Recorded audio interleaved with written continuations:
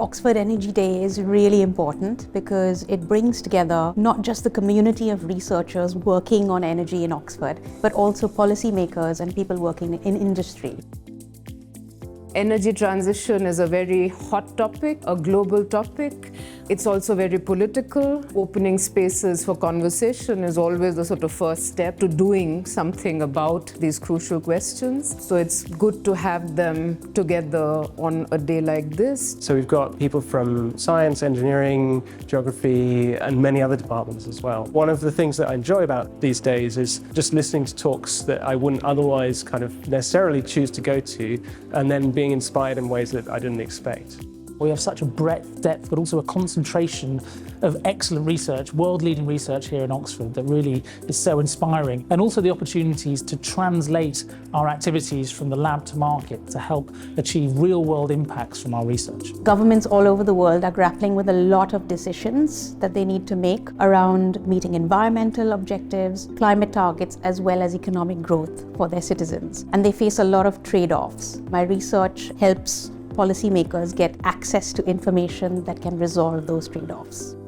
I'm interested in questions of justice.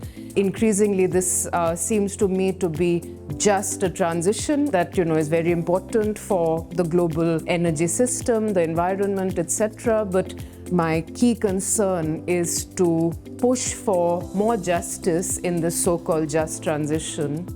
This is definitely an exciting time to be in the industry. We've seen huge changes. The price of solar, for example, has decreased so much that we're now seeing enormous amounts of solar rolling out around the world. The price of batteries has decreased 97% in the last 25 years. Batteries are a crucial building block of the transition to low carbon. It's how we store clean energy, it's how we balance the grid when there's a difference between supply and demand, it's how we get people moving around without emitting fumes from their cars.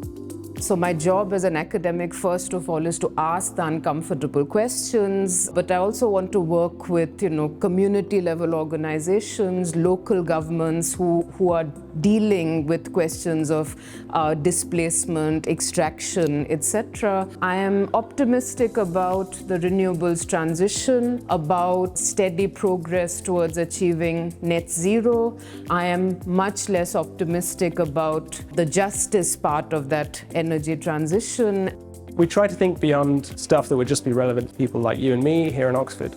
A lot of people, I don't think they realise quite how quickly things are changing. So I think we're going to see very rapid changes in the next 5 to 10 years, and we need them, right? Climate change is very pressing.